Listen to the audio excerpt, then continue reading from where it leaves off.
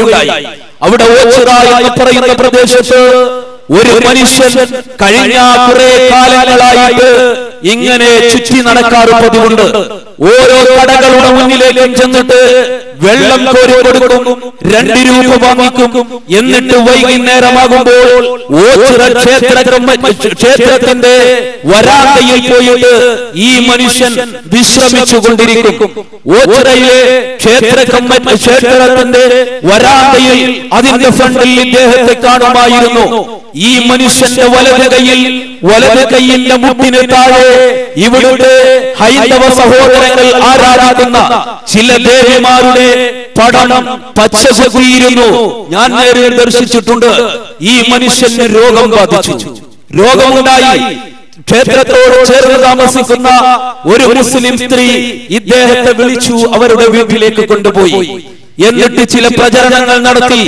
ഈ മനുഷ്യൻ അല്ലാഹുവിന്റെ വലിയാണ് എന്ന് എന്തോ ദുഷ്ടലാക്കോടുകൂടി സാമ്പത്തിക ചൂഷണം മുന്നിൽ കണ്ടുകൊണ്ട് ഈ സ്ത്രീ ചില ഏജന്റുമാരെ വെച്ചുകൊണ്ട് പ്രചരണം തുടങ്ങി.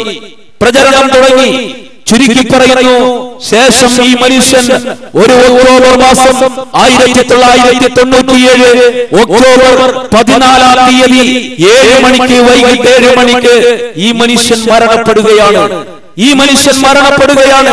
മരണപ്പെട്ടപ്പോൾ ഈ സ്ത്രീ, ഈ മുസ്ലിം വനിത അവരുടെ വീട്ടിന്റെ മുന്നിൽ ഇദ്ദേഹത്തിന്റെ ശ്മശാനം ഒരുക്കാൻ തീരുമാനിച്ചു. വിവരം മുസ്ലിം മഹല്ല് കമ്മിറ്റിയിൽ അറിഞ്ഞു. അവര് വന്നിട്ട് പറഞ്ഞു, ഇല്ല, ഇദ്ദേഹത്തെ ഇവിടെ അടക്കാൻ പറ്റുകയില്ല. ഇദ്ദേഹം മഹാനായ മനുഷ്യനാണ്, ഞങ്ങളുടെ വലിയാണ്, ഞങ്ങളുടെ പള്ളിയുടെ മുന്നിലാണ് ഇദ്ദേഹത്തിന്റെ ഖബർ ഉണ്ടാകേണ്ടത്. അതുകൊണ്ട് അവിടെ അടക്കാൻ, അവിടെ ശ്മശാനം ഒരുക്കുവാൻ ഞങ്ങൾ തീരുമാനിച്ചിരിക്കുന്നു എന്ന് പറഞ്ഞു. വിവരമറിഞ്ഞു.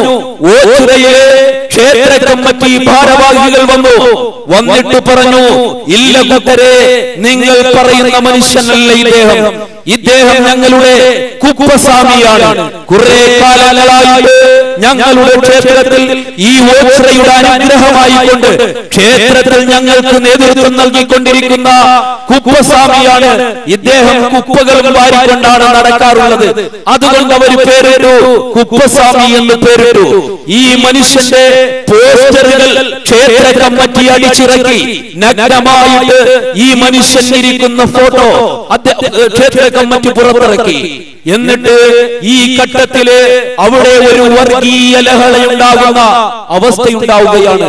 മുസ്ലിം കമ്മിറ്റി ഒരു ഭാഗത്ത്, മറുഭാഗത്ത് ക്ഷേത്ര കമ്മിറ്റി പിടിവലിയാവുന്ന ഘട്ടമുണ്ടാകുന്നു. വർഗീയ ലഹളയിലേക്ക് കൊല്ലം ജില്ല മാറുന്ന ഒരു ഘട്ടമുണ്ടായപ്പോൾ അവിടുത്തെ ഹൈന്ദവനായ ഡിവൈഎസ്പി, അന്നത്തെ SSFന്റെ ജില്ലാ ജനറൽ സെക്രട്ടറി ആവുന്ന എന്നെയും അതുപോലെ മഹല്ല് ഭാരവാഹികളെയും ക്ഷേത്ര സംരക്ഷണ കമ്മിറ്റി ഭാരവാഹികളെയും കൂടി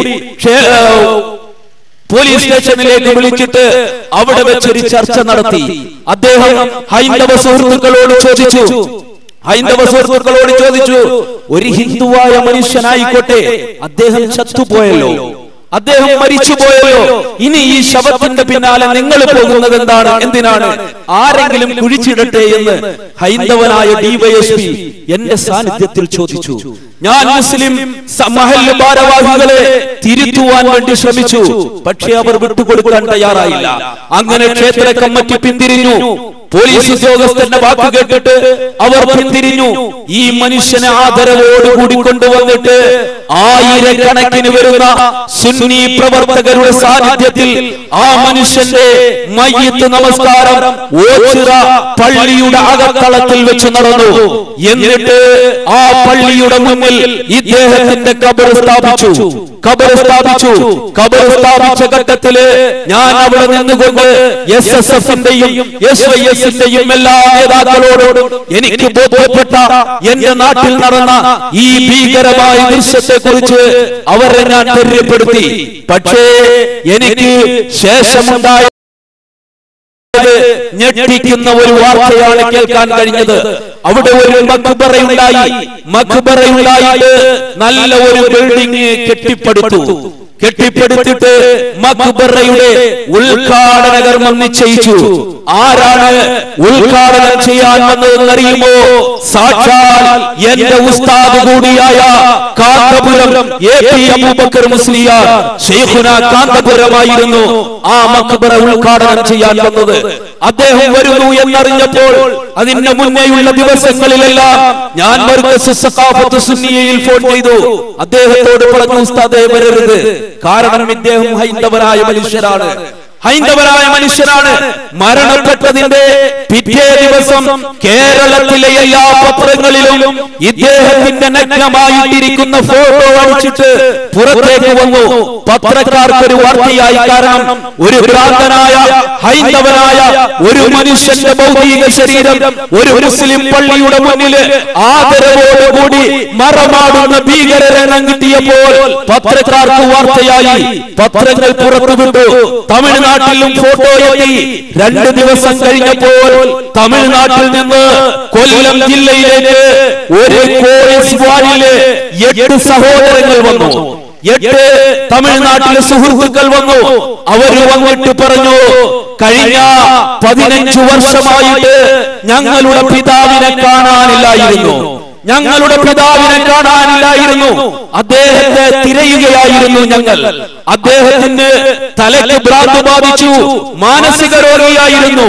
പല ഭാഗത്തും ഞങ്ങൾ തിരഞ്ഞു നോക്കി, പക്ഷേ അദ്ദേഹത്തെ കണ്ടുകിട്ടിയില്ല.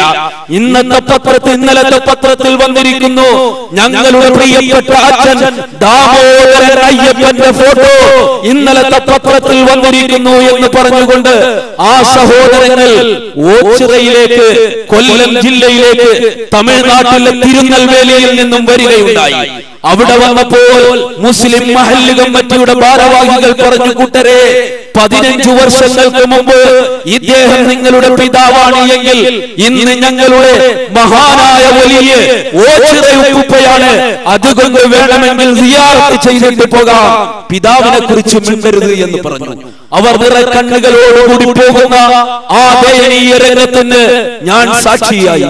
ശൈഖുന കാന്തപുരം അവിടെ വന്നിട്ട് ജീവിതത്തിൽ ഒരിക്കൽ പോലും ഈ മനുഷ്യനെ കാന്തപുരം കണ്ടിട്ടില്ല. ജീവിതത്തിൽ ഒരിക്കൽ പോലും ഈ മനുഷ്യനെ കുറിച്ച് കേട്ടിട്ടില്ല. അവിടെ വന്നിട്ട് ഓച്ചിറ ജംഗ്ഷനില് ഈ മഖ്ബറ ഉദ്ഘാടനം ചെയ്തുകൊണ്ട് 2.5 മണിക്കൂർ സമയം ശൈഖുന കാന്തപുരം എ.പി. അബൂബക്കർ മുസ്ലിയാർ പ്രസംഗിച്ചു. എന്താണ് പറഞ്ഞത്? ഇദ്ദേഹത്തിന്റെ നിരവധി കറാമത്തുകളായിരുന്നു. ജീവിതത്തിൽ കേട്ടിട്ടില്ലാത്ത, കണ്ടിട്ടില്ലാത്ത ഹൈന്ദവനായ മനുഷ്യന്റെ നിരവധി കറാമത്തുകൾ പറഞ്ഞിട്ട് ജനങ്ങളെ അവിടേക്ക് സ്വാഗതം ചെയ്യുന്ന ഒരു രംഗമാണ് അവിടെ കാണാൻ കഴിഞ്ഞത്. പിറ്റേ ദിവസം ഞാൻ ഇതിനെ വിമർശിച്ചുകൊണ്ട് രംഗത്ത് വന്നു. SSFന്റെ ജില്ലാ ജനറൽ സെക്രട്ടറി സ്ഥാനം രാജിവെച്ചു. കാരണം ഇതുപോലെയുള്ള ഒരുപാട് അനാചാരങ്ങൾ, ജീർണതകൾ, ചൂഷണങ്ങൾ കണ്ടു മടുത്തിട്ട് ആ സ്ഥാനം രാജിവെക്കേണ്ടി വന്നു. പക്ഷേ